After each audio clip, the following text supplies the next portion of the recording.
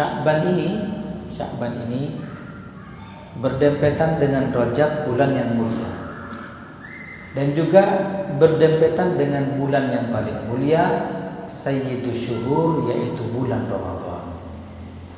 Maka karena berdempetan dengan yang mulia, bulan Sya'ban yang biasa sekarang menjadi bulan yang mulia. Kita manusia biasa, kalau nempel kepada orang-orang mulia, kita manusia biasa menjadi manusia yang mulia. Contoh yang sangat nyata, majelis aja. Majelis ini majelis yang mulia. Ketika kita dari luar menjadi orang yang biasa, masuk ke dalam majelis yang mulia, maka Allah Subhanahu wa ta'ala golongkan kita termasuk golongan orang-orang yang mulia. Kenapa? Karena kita mau nempel kepada sesuatu yang dimuliakan oleh Allah. Maka kembali dengan bulan Sya'ban. Bulan Sya'ban adalah bulan yang mulia, hadirin. Sya'ban karena dempetan dengan Rajab dan dempetan dengan bulan Ramadan.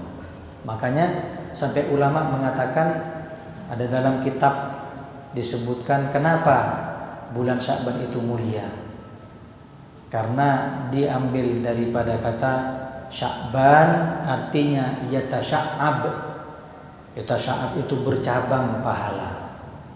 Amal perbuatan yang kita lakukan biasa, tapi itu dilipat gandakan di bulan ini. Lipat ganda di bulan Sya'ban ini belum seberapa dibandingkan nanti dilipat gandakan ibadah kita di bulan Ramadan. Makanya ayo bulan Sya'ban perbanyak ibadah. Ini bulan latihan. Kalau panjenengan ingin nanti di bulan Ramadan ahli Quran, kemana-mana ngaji, latihannya di bulan Sya'ban. Kalau jenengan pengen nambah di bulan Ramadan sholat sunnah, qobliyah ba'diyah, mau diistiqomahkan, latihannya di bulan Sya'ban. Kalau panjenengan pengen di bulan Ramadan mau iktikaf, kadang iktikaf itu mulai ribut 10 terakhir. Monggo iktikaf. Lo iktikaf itu disunnahkan mulai awal bulan Ramadan. Ditekankan 10 terakhir karena Nabi i'tana bihi, Nabi betul-betul perhatian dengan i'tikaf di 10 malam terakhir bulan Ramadan. Tapi kesunahannya i'tikaf itu mulai tanggal 1 Ramadan, hadirin. Bukan terus 10 terakhir baru bingung, ayo i'tikaf. Telat. Makanya biasakan semua amal ibadah yang ingin kita tanam di bulan Ramadan, biasakan di bulan Sya'ban. Mudah-mudahan Allah beri kepada kita kemampuan untuk menambah ibadah di bulan Sya'ban. Amin ya rabbal alamin. Hadirin hadirat yang dimuliakan oleh Allah, bulan Sya'ban memiliki 4 keistimewaan. Yang paling besar 4 keistimewaan di bulan Sya'ban. Yang pertama, bulan Sya'ban terjadi di dalamnya tahwilul kiblah, pemindahan kiblat. Yang awalnya dari Baitul Maqdis sekarang berkiblat kepada Ka'bah di dalam Masjidil Haram. Dulu Rasul sallallahu alaihi wasallam tatkala mendapatkan wahyu, kemudian pulang dari Isra wal Mi'raj, Nabi diperintahkan sholat 5 waktu, tapi tetap kiblatnya masih ke Baitul Maqdis. Maka orang-orang Yahudi mencaci, mengatakan, ya apa Muhammad ini, katanya ajarannya baru, agamanya baru, tapi kok kiblatnya masih berkiblat kepada agama kami. Seharusnya kalau agama baru punya kiblat sendiri. Kalau memang agamanya penyempurna, nggak bakal sama kiblatnya dengan kiblat kita. Mendengar cemoohan orang-orang Yahudi, Nabi minta kepada Allah, ya Rabb, minta kiblat yang baru. Terus selama tidak ada wahyu yang turun, perintah pemindahan kiblat, maka orang-orang kaum muslimin sholatnya tetap menghadap ke Baitul Maqdis. Terus berapa bulan? 17 bulan lebih 5 hari. 17 bulan lebih 5 hari. Berarti berapa tahun? 1 tahun 5 bulan.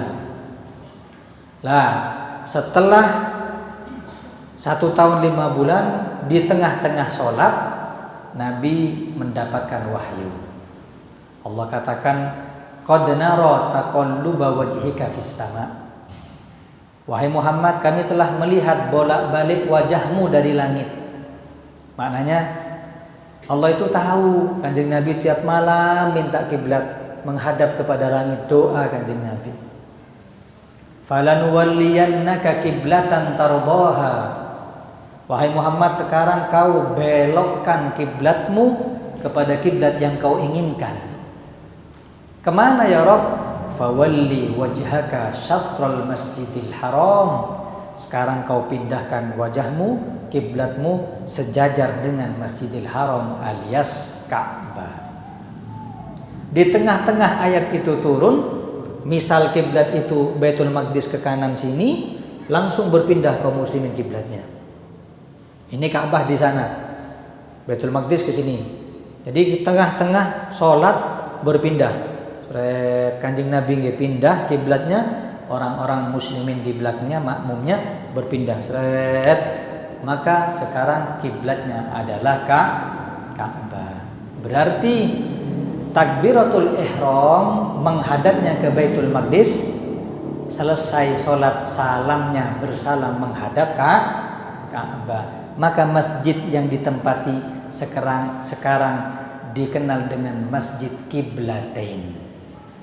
Masjid 2 kiblat. Ya. Masjid 2 kiblat itu pernah Nabi takbirnya di Baitul Maqdis menghadapnya, salamnya menuju Ka'bah atau mengarah kepada Ka'bah. Kejadian pemindahan kiblat niku hadirin itu terjadi di bulan Sya'ban. Penting. Kenapa kita harus menghadap Ka'bah? Karena perintah. Kalau kita misalkan diperintahkan, misal Allah katakan sekarang kiblatmu aku pindah menuju Monas, wajib panjenengan kiblat itu harus ke Monas. Maka tidak ada filosofi. Kenapa kok Ka'bah? Karena Ka'bah itu poros segala macam. Itu hanya sangkaan-sangkaan manusia. Ke Ka'bah tidak lain karena al-amr, perintah dari Allah Subhanahu wa taala. Makanya sekarang ada pernyataan setelah diteliti Ka'bah tadi itu, menghadap kepada Ka'bah itu, maka kaum muslimin wajib sholatnya menghadap kepada kiblat yaitu Ka'bah. Lah pertanyaannya, Ka'bah yang kita menghadap itu harus sesuai dengan zatnya Ka'bah atau cukup mengarah? Ini yang terjadi di masjid-masjid ini begini. Kalau nanti hadirin waktu pembangunan pondok itu suruh tanya gimana cara menentukan arah kiblat. Saya ke sana, ketika di sana orangnya mengatakan, Ustadz tahu sekota Batu ini, kata dia datanya ada beberapa masjid yang menghadap ke Ka'bahnya persis, lewat laser bawa posret ditembakkan. Adapun masjid dan musola yang lainnya itu melenceng. Itu perkiraan saja. Kayak kita sekarang kiblat di mana? Di barat. Ya wes pokoknya barat. Arahnya kiblat barat. Mencapai Ka'bah atau tidak? Wallahu a'lam. Nyun sewu. Katanya yang menghadap ke kiblat persis hanya Masjid Taqwa, yang lain enggak menghadap. Bingung aku. Misalnya menghadap Yerusalem nggak nopo nih. Saya tanya terus yang lain kemana? Apa nggak menghadap kiblat? Menghadap arah tidak pas kepada Ka'bahnya. Lah terus sholatnya bagaimana? Lah kita akan bahas. Bagaimana sholatnya? 2 madhab. Pertama, madhab Imam Abu Hanifah yang mengatakan kiblat itu adalah harus lurus dengan Ka'bahnya. Melenceng sedikit nggak bisa. Memang misalkan di masjid sini, kalau nanti bermakmum di masjid yang kadang imamnya itu masih miring hadirin. Sholat ini dulu sudah mihrabnya lurus, imamnya masih miring ini. Loh ya apa sih imamnya? Kan kadang begitu. Lah iya, kalau misalkan sedikit miring di sini, tapi kalau diukur itu melenceng jauh, nggak kena Ka'bah. Makanya jangan macam-macam imam ini. Sudah mimbarnya lurus, mihrabnya lurus, sholatnya sesuai mihrab. Gak usah miring kiri, kanan, tayamun, tayasur, nanti itu kesunahan. Imam Abu Hanifah mengatakan orang wajib sholat itu tepat kepada Ka'bah. Kalau melenceng sedikit tidak sah. Wah, ini repot. Apa dalilnya Abu Hanifah? Beliau mengatakan ketika Rasul Shallallahu Alaihi Wasallam keluar dari Ka'bah, Nabi keluar dari Ka'bah, Nabi memegang Ka'bahnya dan mengatakan hadhil kiblah, ikilu kiblat. Nabi mengatakan zat inilah yang kau hadap untuk kiblat. Maka pendapat Abu Hanifah mengatakan wajib orang sholat tepat menghadap kepada Ka'bahnya, tidak boleh hanya arah saja. Paham ya? Ini yang pertama. Yang kedua, madhab kita, madhab Imam Syafi'i yang mengatakan cukup jihatul kiblah, arah kiblat saja boleh, meskipun tidak mengena kepada Ka'bah. Paham ya? Mengarah kiblat boleh, meskipun nanti melenceng jauh. Nah, ini bisa dipakai kapan? Ketika kita sholat di luar masjid. Contoh sampai di hotel sholat, ya apa kiblatnya? Nang kemenak sampai ngukur sih, gak sholat Pak. Ke masjid iya kalau di Indonesia. Sampai numpang sholat di rumahnya teman, tanya kepada tuan rumah, kiblatnya di mana Pak? Sebelah sana. Oh iya, sampai mau ngukur sampai ke Mekah sana, gak ada waktu. Bagaimana? Kita madhab Imam Syafi'i mengatakan cukup arah kiblat sudah sah. Apa dalilnya? Lah, dalilnya ayat yang saya baca tadi. Allah katakan fawalli wajhaka syatral masjidil haram, arahkan kiblatmu wahai Muhammad ke Masjidil Haram. Allah tidak mengatakan ke Ka'bah wahai Muhammad, tapi cukup arah Masjidil Haram sudah cukup itu. Paham ya? Kalau Allah katakan fawalli wajhaka ilal Ka'bah, arahkan kiblatmu harus ke Ka'bah, ya harus. Gak kena Ka'bah gak sah. Tapi Allah katakan fawalli wajhaka syatral Masjidil Haram, pokoknya kena Masjidil Haram, kiblatmu sudah sah. Alhamdulillah. Ini enaknya mazhab Syafi'i begitu. Hadirin yang dimuliakan oleh Allah Subhanahu wa taala, maka kiblat ya, orang sholat menghadap kiblat hukumnya wajib karena termasuk rukun sholat. Hanya saja ada dua sholat yang diperbolehkan tidak menghadap kiblat. Sampai sholat sunnah, sholat apapun, fardu kifayah, jenazah, apapun wajib menghadap kiblat. Hanya ada dua sholat sunnah, ada dua sholat yang diperbolehkan tidak menghadap kiblat. Apa itu? Yang pertama, sholat sunnah ala rahilah, sholat sunnah di atas kendaraan. Sampai mau safar, mau umroh, sekarang umroh alhamdulillah sudah dibuka lagi. Jangan mau berangkat ke Jakarta naik bis, lupa nggak sholat sunnah, atau mungkin pengen sholat sunnah safar. Bagaimana? Ya sholat di situ, duduk. Kiblatnya mana Beb?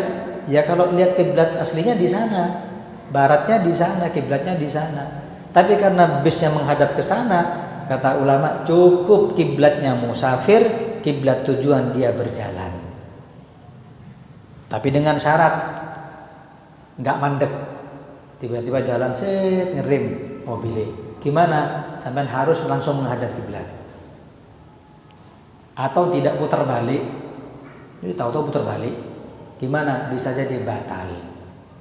Cukup arah kemana dia berjalan, itulah kiblatnya. Sholat. Allahu Akbar. Allahu Akbar. Sami Allahu liman hamidah. Allahu Akbar. Duduk cukup. Kau satu ngadeg. Cek tahu wong-wong aku sholat ini. Allahu Akbar. Gak usah. karena itu hukumnya sholat sunnah. Itu yang pertama, yang boleh tidak menghadap kiblat. Yang kedua, sholat idza staddal amr, sholat ketika perkara sudah darurat, seperti waktu perang. Sudah waktu perang itu Allahu Akbar, pedang perang hadirin, gak mikir kiblat misalnya. Paham ya? Atau mungkin kena musibah ya, pas zalzalah gempa, sampean sholat Allahu Akbar, gempa. Gimana? Jangan dibatalkan, sampean lari. Ya, sampean lari, itu lari sampean membelakangi kiblat tidak batal. Lu kan gerak 3 kali juga Ustadz, tetap nggak batal. Tahu-tahu keluar, di luar aman, gempanya berhenti, tinggal melanjutkan sholat selama tidak bicara. Lek teriak yang batal, tolong yang batal Pak. Pokoknya selama seperti itu nggak dilakukan aman. Ya. Atau mungkin ya, sampean sholat, ada orang mau kecemplung sumur di situ. Gimana? Mau nolong tapi membelakangi kiblat. Gimana ini? Gak masalah. Tolong dulu. Asalkan jangan ngomong, tolong selesai. Setelah itu kembali sholat menghadap kiblat. Boleh. 2 inilah sholat yang diperbolehkan tidak menghadap kiblat. Maka dari itu, pemindahan kiblat dari Baitul Maqdis ke Ka'bah atau Masjidil Haram terjadi di bulan yang mulia ini, yaitu bulan Sya'ban. Mudah-mudahan dapat barokah Sya'ban. Salat kita lebih dipererat oleh Allah Subhanahu wa taala. Amin Allahumma. Hadirin hadirat yang dimuliakan oleh Allah Subhanahu wa taala, kejadian besar yang kedua yang terjadi di bulan Sya'ban, apa itu? Turfa'u fihil a'mal. Bulan Sya'ban ini adalah bulan setoran amal perbuatan setiap tahun. Kita akan beramal nggih. Kadang baik, kadang buruk. Salat sunah jenengan, puasa Senin Kemisnya, sedekah jenengan, omongan yang baik atau yang jelek, muamalah yang bagus atau tidak, semua itu dikalkulasi, disetorkan setiap tahunnya persis di bulan Sya'ban. Mana dalilnya? Rasul sallallahu alaihi wasallam ketika beliau puasa ditanya oleh sahabat, Kanjeng Nabi jenengan siang? Kata Nabi, iya, karena ini bulan yang manusia banyak lupa, antara Rajab dan antara Sya'ban. Dan Nabi mengatakan bulan inilah disetorkan amal perbuatan manusia. Dan aku, kata Nabi, pengen disetorkan amalku sedangkan aku dalam keadaan puasa.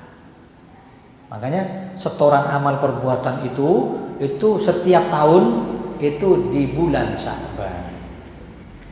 Tapi hadirin, tidak berarti setoran amal perbuatan itu hanya di bulan Sya'ban saja. Ada 3 kali setoran amal perbuatan. Pertama, setiap hari. Setiap hari. Subuh disetorkan, maghrib disetorkan, sehari 2 kali. Ada malaikat khusus di situ. Yata'aqabuna fikum malaikatun bil laili wa malaikatun bin nahar, silih berganti. Malaikat subuh nyatet yang dari malam.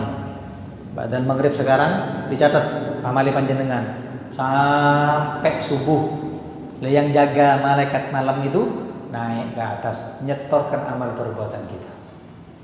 Turun yang jaga pagi pada subuh, nyatet amal panjenengan mulai subuh sampai maghrib. Maghrib ganti shift, yang tadi nyatet setoran lagi. Setiap hari setor amal berapa kali? 2 kali. Makanya gak ada yang luput.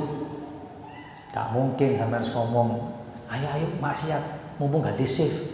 Kalau malaikat ini, gak bisa. Malaikat itu jumlahnya banyak hadirin. Loh katanya 10 itu 10 itu pemimpin-pemimpinnya. Kalau kita lihat malaikat itu banyak. Ada malaikatun sayyarah, malaikat yang nyatet hadir ke majelis taklim itu dicatat sama malaikat. Iki wong anu batu ditulis sampai dijadikan satu album yang nanti kelak menjadi satu rombongan masuk ke dalam surganya Allah. Ada juga malaikatun rahmah, malaikat rahmat. Ini doakan kita, ya, kita tertidur, itu doakan kita malaikat rahmat. Dan malaikat rahmat tidak akan masuk ke dalam rumah yang di situ ada patung dan gambar. Ada patung, nggak masuk malaikat rahmat. Ada gambar terbuka, buka aurat, gambarnya orang kafir, nggak masuk. Tapi ingat, yang tidak masuk itu malaikat rahmat. Malaikat maut tetap masuk hadirin. Terus nggak bakalan masuk malaikat. Malaikat siapa? Malaikat maut sama Pak kasih patung kayak kesebelasan tetap masuk. Yang tidak masuk adalah malaikat rahmat, maknanya terhalang dari rahmat yang Allah turunkan kepada orang tersebut. Dua. Ada juga malaikat itu tugasnya mingguan. Apa itu? Malaikat yang jaga di setiap hari Jumat. Kata Nabi, setiap hari Jumat turun malaikat mencar di masjid-masjid, menulis siapa yang lebih dulu datang dan setelahnya. Yang datang pertama kali sepi, itu seperti orang sedekah seekor onta. Onta itu 40 juta kira-kira. Jangan nggak bisa sedekah sebanyak itu, minimal Jumatan jangan telat. Jumatan hadir awal jam 8 itu hadir sama. Tak miring bingung, tungaren sama ini. Iyo, mau sedekah onta saya ini. Yang datang selanjutnya seperti sedekah seekor sapi. Ya sekitar jam 10-an lah. Yang datang selanjutnya jam 11 seperti sedekah seekor kambing. 11/4 seperti sedekah seekor ayam. Setengah 12 seperti sedekah telur. 4.000 telur, 1/4 4.000. Lah yang datang pas azan seperti tidak sedekah. Tawaw suhufahum wa yastami'una dzikra, malaikat sudah nutup catatan afdolan orang tadi itu, orang-orang yang baik ahli sedekah itu, yang telat nggak kebagian kecatat. Malaikatnya itu ada yang khusus, itu malaikatnya lain lagi. Lo kalau datangnya pas qomat Bilal beb, ngamuk malaikatnya, gini, sudah tahu telat, rokokan di buri, waduh, aku tadi malaikat tak jambak sama ini. Makanya malaikat itu banyak. Ada juga malaikat hadirin yang tugasnya itu ketika terlihat di malam Isra wal Mi'raj, ada di Baitul Ma'mur malaikat yang masuk ke masjid Baitul Ma'mur itu 70.000 malaikat. Dan ketika keluar dari Baitul Ma'mur tidak akan pernah masuk lagi ke tempat itu hingga hari kiamat. Kenapa? Karena malaikat yang lain masih ngantri. Yang masuk hari Senin beda dengan yang Selasa. Yang masuk hari Selasa malaikatnya beda dengan yang Rabu. Terus begitu. Terus saya tanya, jumlah malaikat berapa? Aduh nggak tahu, la ya'rifu adaduhum illallah. Tidak ada yang tahu jumlahnya malaikat angin Gusti Allah, kecuali Gusti Allah. Terus kembali kepada diangkatnya amal perbuatan. Itu yang pertama ya, disetorkan setiap hari 2 kali. Ada juga setoran amal tadi itu setiap minggu. Kapan? Malam Jumat. Makanya Nabi ditanya Kanjeng Nabi, panjenengan kenapa kok kenapa kok puasa Senin? Ya, karena hari Senin kelahiranku. Kenapa kok puasa Kemis? Karena Kemis itu disodorkan amal perbuatan dan aku ingin sekali amal perbuatan yang disodorkan terakhir tercatat berpuasa. Makanya bagus orang puasa Senin Kemis itu bagus luar biasa. Ini menunjukkan kemuliaan malam Jumat. Malam Jumat itu malam yang mulia, hadirin, malam Sayyidul Ayyam. Tapi karena sudah propaganda kaum orang-orang kafir, dijadikan malam Jumat itu malam angker. Tapi kalau malam Minggu malam yang panjang. Sebenarnya malam panjang itu malam Jumat itu. Jenengan di situ 5 malam yang tidak akan tertolak doa. Yang ketiga malam Jumat. Tapi dibuat malam Jumat itu malam angker. Apalagi legi, Jumat legi, tambah angker nih. Itu semua hasil propaganda yang sudah masuk ke mindset kita, hadirin. Jangan tahu ada 4 orang yang kalau meninggal tidak akan ditanya mungkar dan nakir. Yang pertama, Fatimah Zahra binti Rasulullah sallallahu alaihi wasallam. Putri ini Kanjeng Nabi, khususiyah beda. Kedua, orang yang istiqomah baca surat Tabarok. Tabarakalladzi biyadihil mulku wa huwa ala kulli syai'in qadir. 1 surat setiap hari baca. Hafal insyaallah nggih. Hafal apa? Fatihah. Eman, ini tiket. Nabi mengatakan surah Tabarok hiyal mani'ah min adzabil qabri. Surah Tabarok tiket panjenengan aman dari azab kubur. Berarti malaikat mungkar nakir enggak bakal nanya. Langsung golongan VIP ahli Tabarok. Kedua. Yang ketiga, nah ini. Siapa yang selamat dari azab kubur, dari fitnah kubur? Orang yang meninggal malam Jumat atau hari Jumat. Gak bakal ditanya. Enak. Makanya boleh kita berandai-andai, ya Allah, pengen husnul khotimah Gusti, meninggal di hari yang baik, di bulan yang baik, di tempat yang baik, dalam keadaan yang baik, pengen. Gak apa-apa doa begitu. Meskipun sampai doa, ya Rob, matikan saya dalam keadaan malam Jumat. PM minggu depan ya. Kan enak sudah. Gak lama-lama di dunia. Malam Jumat istimewa. Malam Jumat itu bukan malam angker, apalagi naudzubillah. Saya paling benci ya. Kalau sudah malam Jumat, malam sunnatullah ini aku paling gemes aku. Kak, mateni wong kafir. Nah, napa? Lu malam Jumat lu saiki. Lu apa harus tercover seperti itu malam Jumat ini gitu. Yang paham-paham yang rumah tangga, sing jomblo-jomblo enggak paham soalnya. Apa harus malam Jumat seperti itu? Enggak ada. Afdoliyah, maaf, kumpul dengan istri itu khusus malam Jumat, enggak ada. Kalau harus malam Jumat berarti nunggu afdol ke afdol seminggu, hadirin. Enggak kuat sampean gitu. Ya apa dari afdol ke afdol nunggu harus seminggu? Tidak. Kalaupun ada mungkin hadisnya enggak kuat, hadis dhaif. Makanya yang konotasi jelek, angker malam-malam sunnah Nabi, jangan dikaitkan dengan malam Jumat. Malam Jumat adalah malam limpahan pahala. Tapi kalau nanti di tanggal itu ya, tetangga saya ini di Batu ada wanita sering minum minuman keras, tatoan, muslimah. Setiap hari mesti minum dan itu bukan katanya, dan saya ngelihat itu. Oke, terus kemarin meninggalnya hari Jumat. Loh, terus gimana hukumnya itu? Tak bilang, Mas, saya bukan Tuhan, Mas. Gak berhak untuk mengatakan ini neraka, surga. Saya tidak bisa begitu. Lah terus bagaimana seperti itu? Itu apa cari Gusti Allah. Terserah Allah. Kalau Allah ampuni masuk surga, kalau Allah tidak ampuni akan disiksa. Kita nggak bisa menghakimi orang. Ini jelas-jelas loh. Jelas-jelas minumnya jelas-jelas.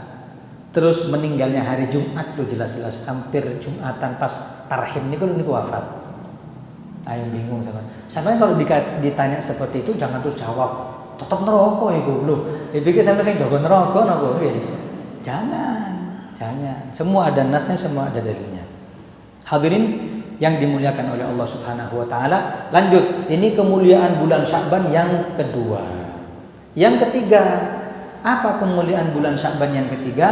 Bulan Sya'ban adalah bulan sholawat kepada Nabi Muhammad sallallahu alaihi wasallam. Kenapa? Karena Nabi mendapatkan hadiah di bulan ini. Apa itu? Turunnya ayat Innallaha wa malaikatahu yusalluna 'alan nabi ya ayyuhalladzina amanu sallu 'alaihi wa sallimu taslima. Ini ayat turun di bulan Sya'ban. Ya ayyuhan nabi, maaf. Innallaha wa malaikatahu yusalluna 'alan nabi. Allah dan malaikatnya sholawat kepada Nabi. Wahai kaum muslimin, ayo sholawat. Sebelum Allah memerintahkan, Allah mencontohkan dulu. Aku loh sholawat nang Kanjeng Nabi. Ayo panjenengan sholawatan. Sampai ulama mengatakan Allah memerintahkan kepada kita sholat. Wa aqimus sholat. Tapi nyuwun sewu Allah nggak sholat hadirin. Kan gitu. Allah memerintahkan kepada kita untuk berpuasa, membayar zakat. Tapi Allah nggak puasa. Allah nggak bayar zakat. Tapi khususiyah sholawat. Allah memerintahkan kepada kita sholawat. Tapi sebelumnya Allah mencontohkan dulu Allah salawat kepada Nabi Muhammad sallallahu alaihi wasallam. Kemuliaan salawat itu banyak. Sudah kita jelaskan berkali-kali di majelis-majelis bagaimana salawat. Cuman beda gini, di masyarakat ini beda tradisi. Ada namanya salawat, ada namanya salawatan. Bedanya apa? Bedanya kalau salawat panjenengan megang tasbih, maca salawat. Allahumma sholli ala sayyidina Muhammad wa ala ali sayyidina Muhammad cetak. Allahumma sholli ala sayyidina Muhammad wa ala ali sayyidina Muhammad cetak. Itu sholawat. Lek sholawatan nyampur, ada sholawat, ada qasidah. Terbangan niku lho. Lah boleh ndak? Boleh, sama-sama afdhol. Sama-sama dapat. Kalau sholawatan biar enggak jenuh, kadang kan sholawat tok ngantuk sama dia. Lah dibuatlah lagu, dibuatlah qasidah yang isinya juga banyak sholawatnya di situ. Boleh semuanya, boleh. Dan sholawat adalah amalan yang pasti keterima. Sampai mau Quran, baca Al-Quran dengan tujuan sesuatu yang tidak baik, itu nggak bakal diterima. Saya dulu waktu masuk ke toko buku dapat buku namanya Mujarrobat. Mujarrobat itu bukunya dukun-dukun. Kalau mau ngobati orang itu sesuai Islami begitu. Karena belum nikah tak cari nopo rajah untuk mahabbah. Cek disenangi wong. Biar jadi idola para wanita nih dulu. Wah ini. Di situ ada ayatnya itu ayatnya Nabi Yusuf alaihissalam. Ya, falamma ra'ainahu akbarnahu wa qatta'na aydiyahunna wa qulna hasya lillah ma hadza basyarun in hadza illa malakun karim. Itu ayat ketika Nabi Yusuf berjalan. Para raja selir-selir itu sampai motong tangan-tangannya. Gantengnya Nabi Yusuf itu. Sampai gak kerasa motong buah itu sampai tangannya kepotong. Lah baca ayat itu. Lah sampai mau ya saya kasih ijazah. Baca ayat itu 40 kali tanpa nafas. Insyaallah akan datang ke rumah panjenengan tapi ngelayat. Allahumma shalli ala Muhammad. Ayat yang dibaca bukan karena Allah enggak bakal diterima hadirin. Enggak bakal diterima sampai topo dek kuwo sebaca percuma habaan mansura. Amalan yang diterima tanpa alasan itu hanya sholawat kepada Rasul Sallallahu Alaihi Wasallam. Mau riya, mau pengen kena syutingan, kan kadang munsyid itu kan, nopo buat itu lagi sholawatan. Gimana itu? Gak apa-apa itu, tetap diterima itu. Gak apa-apa tetap diterima. Terutama kalau dia betul-betul memuji Nabi akan mendapatkan kejutan yang luar biasa. Saya pernah mendengar tahu Haddad Alwi dengan gitu. Dulu ada duet dengan siapa? Saya lupa, perempuan. Itu karena sering sholawatan. Itu katanya pernah mimpi Nabi. Bayangkan. Mungkin karena ikhlasnya ketika sholawat. Betul-betul melantunkan qasidah itu seakan-akan di hadapan Nabi, muji Nabi. Dapat pahalanya, dapat kejutannya. Itu kalau serius begitu. Habib Ali Habsyi dalam maulidnya itu tiba-tiba faja'a datang Nabi. Fa subhanalladzi abraza min hadratil imtinan. Di dalam ucapan seperti itu faja'an Nabi sallallahu alaihi wasallam, Nabi tiba-tiba di hadapannya. Imam Busiri ketika ngarang fa mablaghul ilmi fihi annahu basyarun mandek gak bisa neruskan mimpi Rasulullah. Tambahkan dalam karanganmu wa annahu khairu khalqillahi kullihim. Ini betul-betul mahabbah, dapat kejutan. Makanya solawatan Allahumma shalli ala Muhammad, Allahumma shalli ala Muhammad dengan hati lalai tetap dapat pahala. Tapi kalau solawatnya Allahumma shalli ala Muhammad, merasa saya muji engkau wahai baginda Muhammad, saya bersolawat kepadamu wahai Muhammad, saya solawat ini perintah dari Allah wahai Muhammad, nggak lama mimpi kanjeng Nabi kan. Makanya beda solawat yang berbobot dengan solawat yang tidak berbobot. Bulan inilah adalah bulan solawat, bulan Sya'ban, bulan diturunkan ayat Al-Quran. Innallaha wa malaikatahu yusalluna 'alan nabi. Hadirin hadirat yang dimuliakan oleh Allah Subhanahu wa taala, ini yang ketiga. Kemuliaan Sya'ban yang keempat, apa itu? Di malam bulan Sya'ban ada malam yang istimewa, yaitu malam nisfu Sya'ban. Kenapa istimewa Ustaz? Ya, fiha yufraqu kullu amrin hakimin wa yubram. Malam nisfu Sya'ban itu adalah malam registrasi. Apa maksudnya? Malam daftar ulang. Di malam itu Allah tentukan orang yang akan meninggal di tahun depan. Allah juga tentukan golongan orang-orang yang dapat jodoh di tahun depan. Orang-orang yang naudzubillah sempit rezekinya di tahun depan, jembar rezekinya di tahun depan.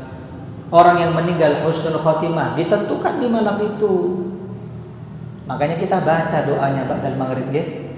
Allahumma in kunta katabtani indaka fi ummil kitabi syaqiyan. Artinya itu, ya Allah Gusti, lek misalnya panjenengan nulis di takdir saya termasuk orang yang syakiyan su'ul khotimah, au matrudan, atau orang yang terusir dari rahmatmu, au muktarron alayya fir rizki, atau rezeki saya sempit Gusti. Famhullahu ma yasha wa yuthbitu wa indahu ummul kitab sa'idan. Ya Allah, tolong kau hapus takdir-takdir ini, tapi ganti dengan takdir yang baik di lauhul mahfud, menjadi orang yang sa'idan. Sing awalnya su'ul khotimah, sekarang minta menjadi husnul khotimah. Muwaffaqon, yang tadi terusir mudah-mudahan menjadi orang yang mendapatkan taufik. Marzuqon, rezeki lancar. Muwaffaqon lil khairat, gampang berbuat amal kebaikan. Lah, di malam itulah kita bermunajat. Makanya malam nisfu Sya'ban jangan keluar, masuk musola, baca sendiri-sendiri. Saya tanya, kok harus baca Yasin? Sekarang wong niku dikit-dikit bid'ah. Ya wis doa gak apa-apa, kok ono Yasin niku? Lah kan. Wis gak maca ngurusi wong, repot ae. Yasin itu kata Nabi, 5 quri'alahu. Yasin itu adalah pengantar. Ibarat panjenengan ngasih uang ke saya, itu Yasin amplopnya lebih terhormat hadirin. Doa kita pengen diterima, iya, kayak Yasin, kasih Fatihah. Untuk apa? Insya Allah lebih terhormat di hadapan Allah. Biar masuk, biar diterima doa kita. Itu Yasin itu qalbul Quran. Intinya Al-Quran ada di surat Yasin. Orang baca Yasin punya hajat, Allah kabulkan hajatnya. Lah kita punya hajat, doa malam nisfu Sya'ban itu biar diterima. Gimana caranya? Kayak amplop. Apa amplopnya? Baca surat Yasin. Masa salah? Lah, yang salah itu kalau panjenengan sholat khusus di malam nisfu Sya'ban gak ada. Ada baca ayat kursi 15 kali, gak ada. Itu tidak ada. Atau berpuasa khusus dengan nama puasa nisfu Sya'ban, tidak ada. Bahkan bagaimana hukum puasa di bulan Sya'ban? Hukum yang pertama, boleh berpuasa mulai tanggal 1 sampai tanggal 15. Boleh. 16 sampai 30 haram panjenengan puasa. Kenapa? Karena persiapan bulan Ramadan. Takut sibuk-sibuk dengan sunnah, pas Ramadan kau wis gak poso wisan. Tapi kata ulama, haram yang gak mutlak. Bagi mereka yang gak tahu puasa terus milih puasa tanggal 16 sampai terakhir, gak boleh. Tapi kalau sebelumnya sudah istiqomah, seperti puasa Daud, Senin Kemis, monggo dilanjut. Tapi gak tahu poso, mulai Rejab gak poso, Sya'ban gak poso, tiba-tiba tanggal 16 aku poso 16. Lo gak oleh sana. Kenapa? Persiapan bulan Ramadan. Maka inilah kemuliaan yang ada di bulan Sya'ban, ada kemuliaan 4 ini. Pertama, tahwilul kiblah, pemindahan kiblat. Kedua, turfa'u fihil a'mal, diangkat amal, disetorkan kepada Allah. Yang ketiga, bulan sholawat kepada Nabi Muhammad sallallahu alaihi. Yang keempat, bulan Sya'ban ada malam paling mulia, malam nisfu Sya'ban. Mudah-mudahan Allah berkahi kita di bulan Sya'ban. Faballighna Ramadan, mugi-mugi sakit nututi bulan Ramadan. Panjang umur nututi bulan Ramadan. Dan mudah-mudahan Ramadan tahun ini bukan Ramadan terakhir hadirin. Kan tetapi dikembalikan ke Ramadan tahun depan, tahun depannya lagi, masa demi masa, tahun demi tahun dalam keadaan sehat walafiat. Bisa puasa, bisa sholat tarawih, bisa sholat sunnah, bisa ngaji Quran, bisa i'tikaf. Semua mudah-mudahan diterima oleh Allah Subhanahu wa taala. Mudah-mudahan keluar bulan Ramadan kayaumin waladathu ummuh, seperti bayi yang baru dilahirkan, tidak ada lagi dosa. Amin ya rabbal. Wa sallallahu ala sayyidina Muhammad wa ala alihi wa sahbihi wa sallam. Walhamdulillahi rabbil alamin.